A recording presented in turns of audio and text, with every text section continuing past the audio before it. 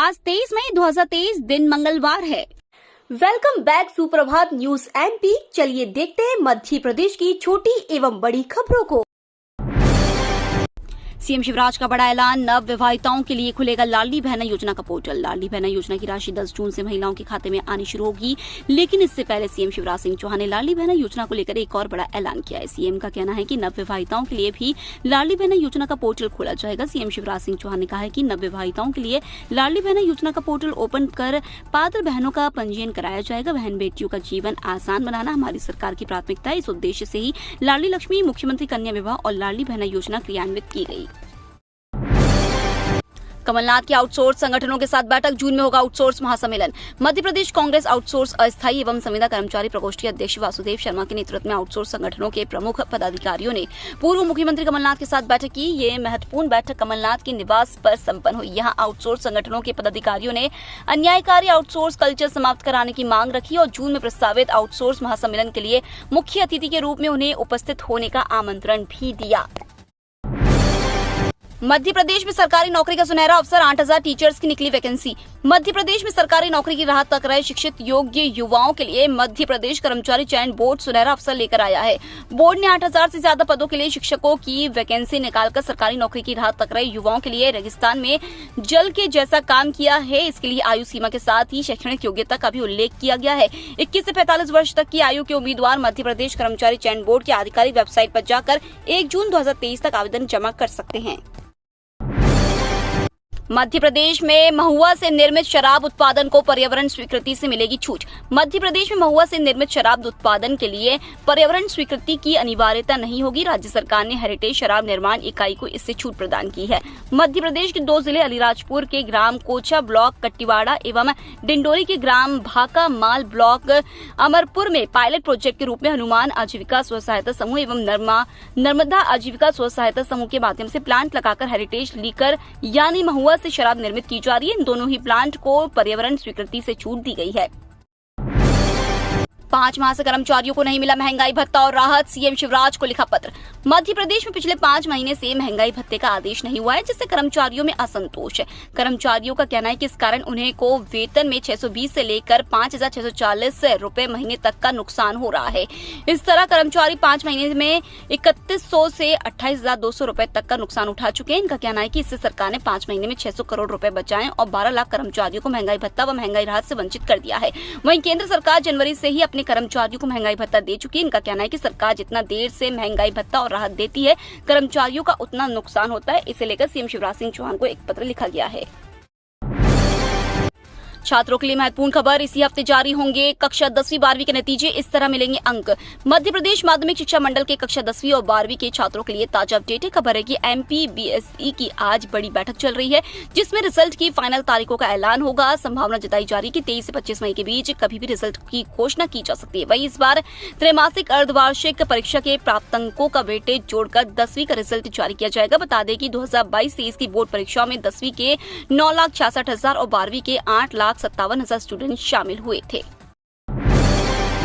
मामा की रोटी में सिर्फ 5 रुपए में भरपेट भोजन देने की तैयारी। मुख्यमंत्री शिवराज सिंह चौहान ने पिछले दिनों कहा था कि चुनावी साल में जनता को राहत देने के लिए उनके तरकश में अभी और कई तीर है। ऐसा ही एक तीर जल्द कमान से छूटने वाला है। सरकार जल्द ही दीनदयाल रसोई को मामा की रोटी करने की तैयारी में और यहाँ खाना भी 10 की बजाय 5 रुपए में देने की योजना है। मामा की रसोई पर लगभग 35 करोड़ रुपए खर्च होने का अनुमान है। बीयू की पूरक परीक्षा में फेल विद्यार्थी दोबारा आज से होने वाली परीक्षा में शामिल होंगे। बरकतुल्लाह विश्वविद्यालय के प्रथम वर्ष की पूरक परीक्षा का रिजल्ट दोबारा भी खराब रहे। इसमें BA, BCom, BSc, BCA, BSc home science में करीब 25,000 विद्यार्थियों को मुख्य परीक्षा में पूरक दी गई। इसमें सबसे ज्यादा खराब स्थिति होम साइंस के विद्यार्थियों की थी, जहां बीए में 60.4%, बीएससी होम साइंस में 30.76%, बीएससी 52.65%, बीकॉम 45.51%, बीसीए 64.93% पूरक का परिणाम रहा। अब पूरक परीक्षा में फेल विद्यार्थी अगली मुख्य परीक्षा में पूरक विषय में शामिल होंगे। साथ ही अगली कक्षा की प्रोविजनल परीक्षा में शामिल हो सकते हैं। मध्य प्रदेश में लगातार हारने वाली सीटों पर 3 माह पहले प्रत्याशी तय करेगी कांग्रेस। नवंबर में होने वाले मध्य प्रदेश विधानसभा चुनाव के लिए कांग्रेस लगातार हारने वाली सीटों के प्रत्याशियों का नाम 3 माह पहले ही तय कर लेगी। 230 सदस्यीय विधानसभा में 2018 के चुनाव में कांग्रेस ने 114 सीटें जीती थी। ज्योतिरादित्य सिंधिया की बगावत के बाद कांग्रेस के 95 विधायक है। मध्य प्रदेश में 70 सीटें ऐसी हैं जहां कांग्रेस को पिछले कई चुनावों एमपी इलेक्शन 2023 से पराजय मिल रही है। इन सीटों पर पार्टी पहले ही प्रत्याशी तय कर लेगी ताकि प्रत्याशी अपनी मैदानी तैयारी के लिए पर्याप्त समय पा सके। कर्नाटक की राह पर मध्य प्रदेश कांग्रेस चुनावी राज्य में जनता से किए 5 बड़े वादे। कर्नाटक में बम्पर जीत हासिल करने के बाद कांग्रेस पार्टी उत्साहित है। वहीं अब पार्टी आने वाले विधानसभा चुनावों की तैयारियों में जुट गई है। इस बीच मध्य प्रदेश में भी कांग्रेस कर्नाटक के मॉडल पर चुनाव लड़ने की तैयारी में। जिस तरह कांग्रेस ने कर्नाटक में 5 गारंटियां दी थी, वहीं अब कांग्रेस ने मध्य प्रदेश की जनता से भी 5 वादे किए। पार्टी का दावा है कि अगर मध्य प्रदेश में कांग्रेस की सरकार बनती है तो वह इन 5 वादों को पूरा करेगी। आवासीय पट्टे का किसने किया दुरुपयोग, सर्वे करके पता लगाएगी मध्य प्रदेश सरकार। मध्य प्रदेश की शिवराज सरकार नगरीय निकायों में शासकीय भूमि पर आवास बनाकर अवैध रूप से रह रहे व्यक्तियों को आवासीय पट्टे देने जा रही है। इसके साथ ही सर्वे कराकर उन व्यक्तियों की पहचान की जा रही है जिन्होंने आवास बनाने के लिए पट्टा लिया और दूसरे को बेच दिया, फिर उसका व्यावसायिक उपयोग कर रहे हैं। ऐसे व्यक्तियों के पट्टा निरस्त करने के साथ ही कानूनी कार्रवाई भी की जाएगी। मुख्यमंत्री कार्यालय और नगरीय विकास एवं आवास विभाग को यह शिकायतें मिली हैं कि नगरीय क्षेत्रों में आवास बनाने के लिए सरकार ने जो पट्टे दिए थे उनका दुरुपयोग किया गया है, जिससे व्यक्ति को पट्टा दिया गया था। विषय चयन और सही दस्तावेज अपलोड करने के बारे में बताएंगे विद्यार्थियों को। आगामी सत्र को लेकर कॉलेज में विद्यार्थियों को प्रवेश देने की प्रक्रिया अगले कुछ दिनों में शुरू होगी। राष्ट्रीय शिक्षा नीति लागू हुए यह 3रा सत्र है। अब प्रवेश से जुड़ी समस्या दूर करने के लिए कॉलेज विद्यार्थियों का मार्गदर्शन करेंगे।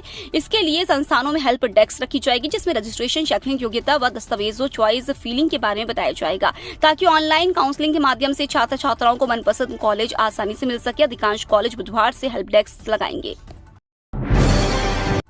नरोत्तम मिश्रा ने कमलनाथ पर कसा तंज, कहा हावी हो गई है उम्र, चुनाव तक भूल जाएंगे सारी घोषणाएं। गृह मंत्री नरोत्तम मिश्रा ने एक बार फिर कांग्रेस पर हमला किया है। उन्होंने कांग्रेस और कमलनाथ पर सवाल किया कि देश और दल में फर्क होता है, आप ये कब समझेंगे। क्वाड बैठक में शिरकत करने गए प्रधानमंत्री नरेंद्र मोदी से अमेरिकी राष्ट्रपति जो बाइडेन ने ऑटोग्राफ मांगा। वहीं पापुआ न्यू गिनी पहुंचने पर वहां के प्रधानमंत्री जेम्स मारापे ने उनका पैर छूकर स्वागत किया। नरोत्तम मिश्रा ने कहा कि ऐसे अवसर पर पूरे देश ने गर्व महसूस किया, लेकिन कांग्रेस ऐसे समय में भी राजनीति करने से बाज नहीं आती है। वहीं उन्होंने कमलनाथ पर तंज कसते हुए कहा कि उन पर उम्र हावी होने लगी है।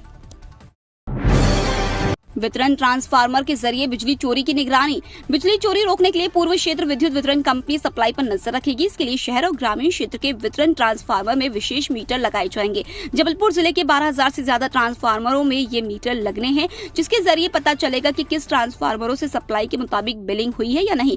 कंपनी ने सर्वे कार्य पूरा कर लिया है। जल्द ही मीटर लगाने की प्रक्रिया प्रारंभ हो जाएगी। संचारण एवं संधारण वृत्त के अधीक्षण अभियंता नीरज कुचला बोले, जिले में नवीन योजना के तहत वितरण ट्रांसफार्मर में मीटर लगाने का काम होगा ताकि सप्लाई और बिलिंग के अंतर को खत्म किया जा सके। इससे बिजली चोरी भी चिन्हित होगी। ई रिक्शा के रूट तय करने को लेकर इंदौर में ऑटो रिक्शा चालक संघ की हड़ताल। शहर में सोमवार को ऑटो रिक्शा की हड़ताल पर हैं। इसमें शहर में चल रही रिक्शा सुबह से चिवनबाग मैदान पर एकत्रित हुए। हालांकि हड़ताल से पहले ही इसमें 2 फाड़ हो चुकी है। भगवा ऑटो रिक्शा चालक संघ ने हड़ताल का आह्वान किया था, जबकि इंदौर ऑटो रिक्शा चालक महासंघ ने इस हड़ताल का विरोध करते हुए ऑटो रिक्शा का संचालन शुरू रखने का निर्णय लिया था।